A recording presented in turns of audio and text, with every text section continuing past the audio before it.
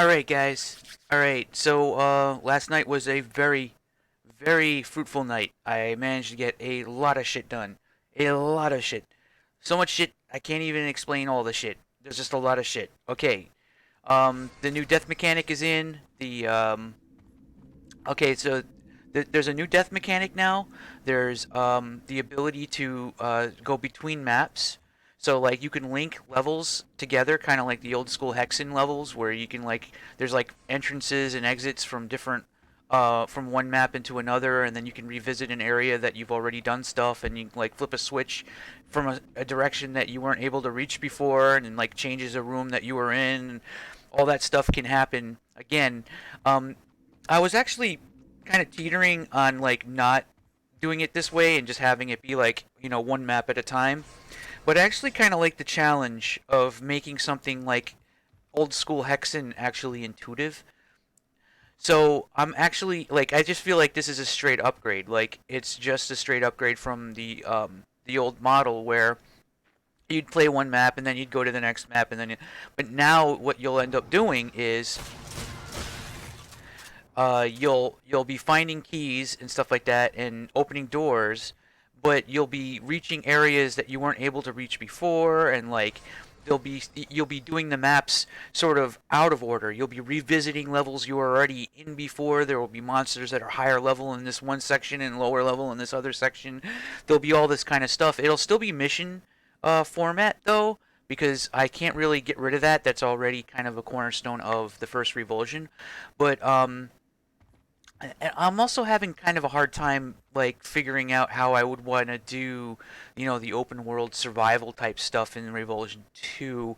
I'm not really quite sure. I'm thinking that it's really just boils down to larger maps, really, and then being able to build a fort in each map, and then having that space be something where you can like you know, uh, activate a terminal, and it like brings your teleports your fort over to the current new location, and so that way you can constantly be working on your current fort while it's always there or something like that.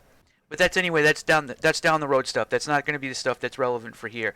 All right. So I now have the ability to do the Hexen style level flow where you can go back and forth between maps. All right. That's already set up. This is completely custom. Like this is in the custom editor. This was all set up in the custom editor. It'll use the same format as the current Revulsion maps, where it'll say exit on it on the thingy, and then it'll. Well, I guess in this case, it'll even tell you like which map you're going to exit into. Um, so yeah, like this shit is actually coming along. Now, let me show off the new death mechanic. So basically, the new death mechanic adds a second health bar when your health reaches 0. So rather than just boom, you died because somebody shot you in the foot with one bullet while you had like 5 health. Now you actually have this like fighting chance to kind of do something. So watch as my health continues to go down. All right, now watch. All right. So what happens there is you have this second health bar. When this mode is actually activated, anything you kill gives you a giant chunk of health, right?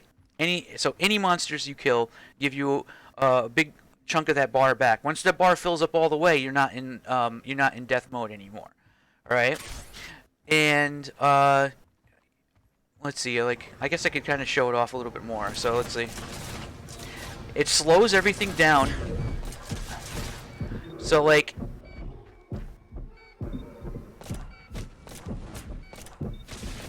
yeah.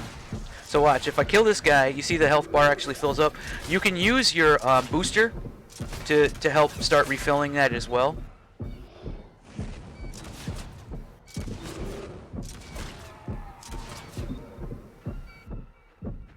What you want to do though, if you're ever in this mode, is try to find stuff to kill.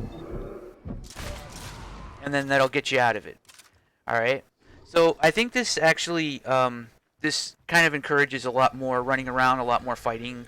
It's a lot more action oriented rather than trying to be constantly worried that something's gonna, if a grenadier puts a grenade like right in your face, it doesn't just say black screen of death. It says, you have a chance to do something about this now. Try to recover.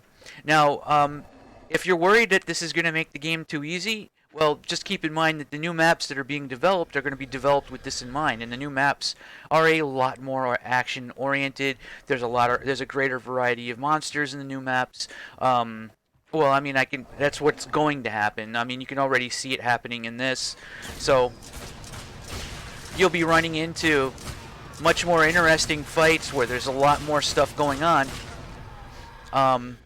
You won't be constantly just like, using the sniper rifle and peeking corners just so like, you know what I mean? There's monsters going to be shooting you from other directions. I'm going to be creating challenges that are based on this new mechanic.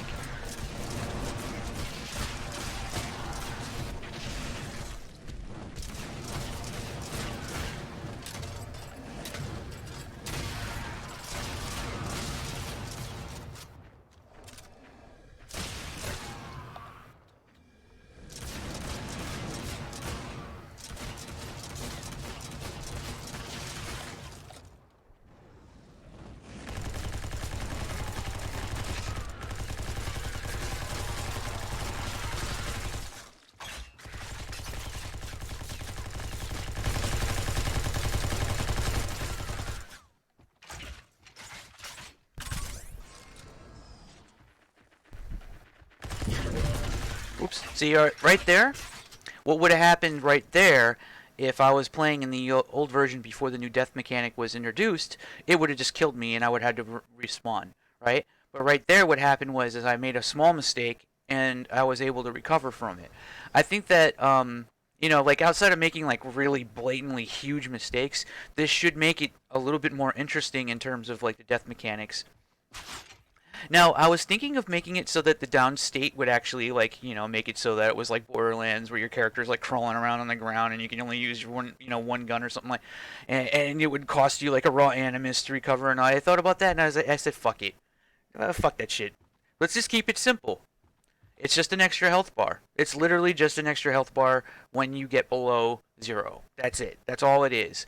It slows everything down. In fact, I might scale the speed that it slows everything down based on how full the bar is. So like, like the slower, the closer to death, the slower everything gets. But honestly, it's probably not even necessary. I'm just keeping it simple. It's just like an extra mechanic in place just to make sure that players aren't getting killed from stupid shit. Like they have a chance to fight back, and there's a little bit more. You can play the game a little bit more loosey goosey. You can kind of get around. You can peek those corners now. You don't have to worry about that one fireball that are gonna fucking murder you. You can actually kind of be like, oh shit, there's a whole bunch of enemies, and actually like you get into this state where your character's trying to recover, and now you actually want to find enemies. You want to go and seek them out and try and kill more of them, because you never know, like you can recover more quickly that way. See, like I would have been dead right there, right? But now I'm just extremely fucked up.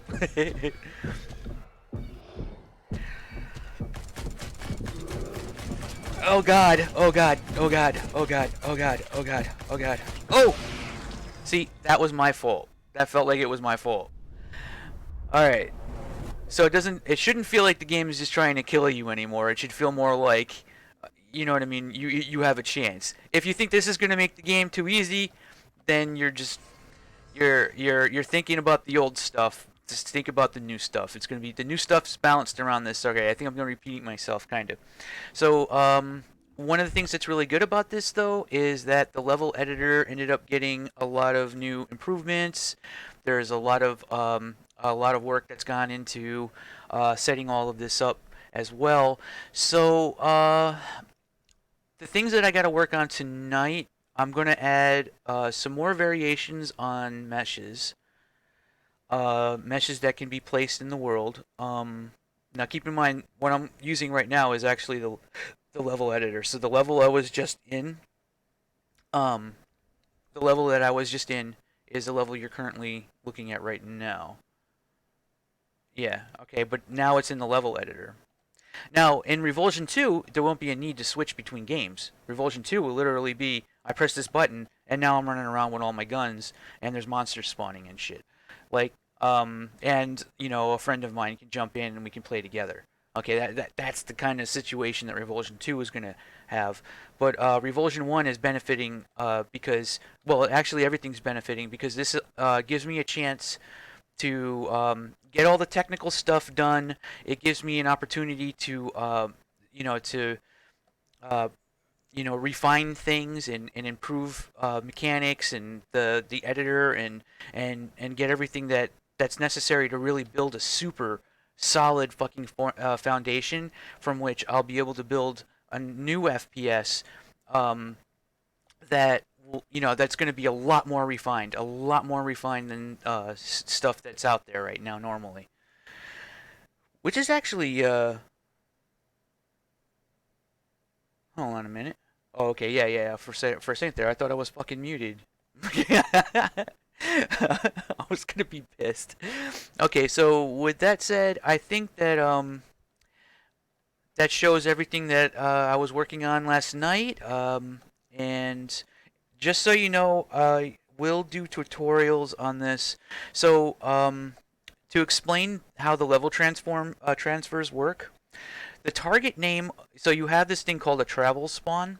Now this is a spawn point that you place when you have a specific travel tag, right?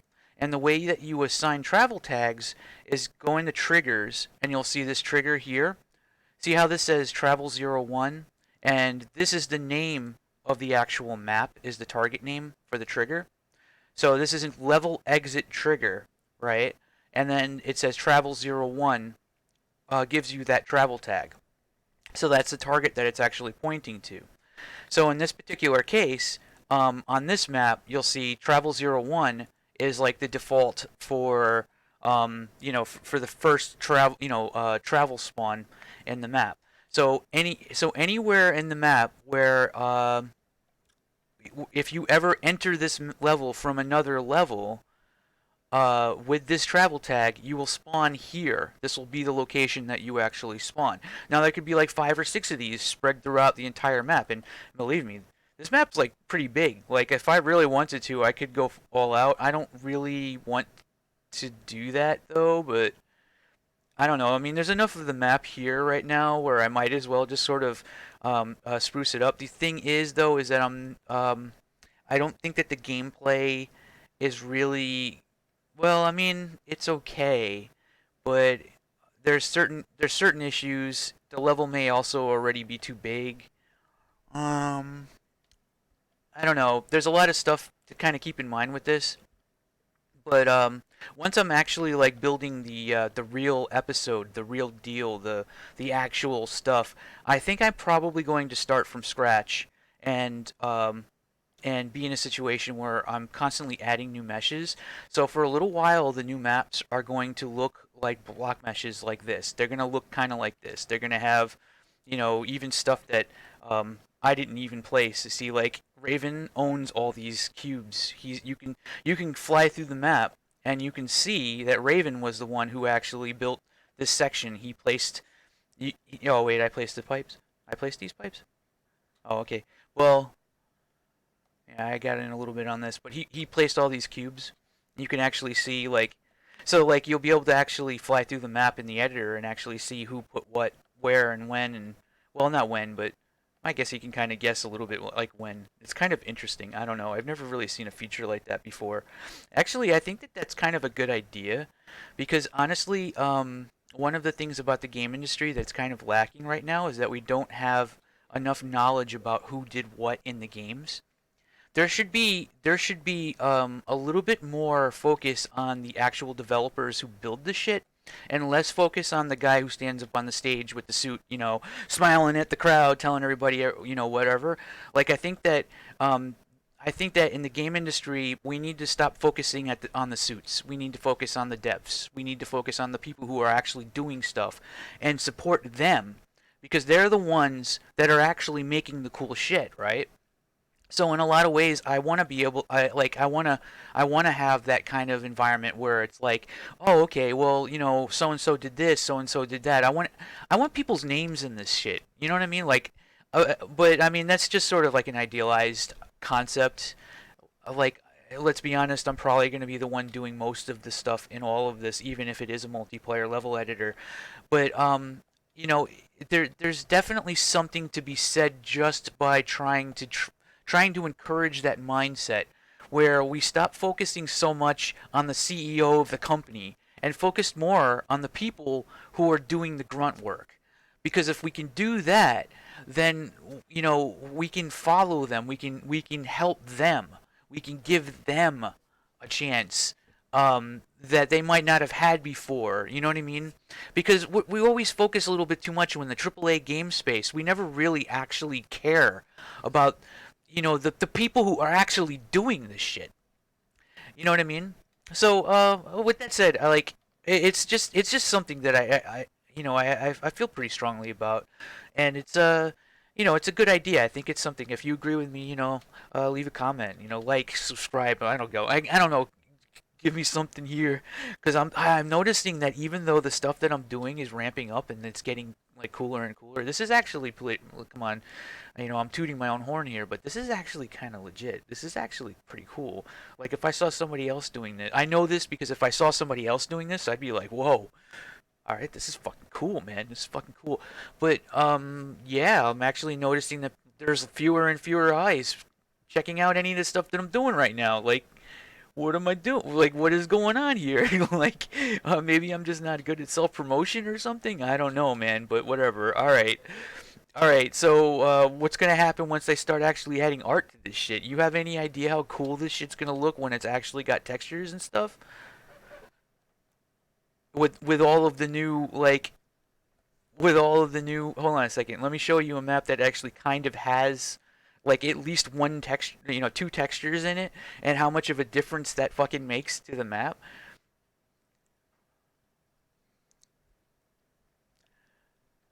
Like, just imagine like trims and different variations of the bricks, and you know what I mean. Like, it's not every day like you'll see somebody build a map that looks cool, but was also the one who built the editor too, and set up the replication so it's like multiplayer. Oh man, I guess I'm just like doomed. So here's the thing though, guys. Doomed or not, this shit is still going down. I don't fucking care. All right, I'm gonna go ahead and I'm gonna end the video, but uh, you know, stay tuned for more because this is just ramping up. I know there was a point in time where it was like I was just working on some obscure fucking like blueprint shit, but now we're coming down to the actual meat. This is the meat that's happening now. We are seeing meat now. This is the tangible shit, okay? The tangible stuff that's happening. This is the point when there should be someone, people noticing or something, right? Right? Probably not. All right, fuck this. All right, I'm gonna go ahead and I'm gonna end this video. Take it easy, guys. Also, sorry for the late video.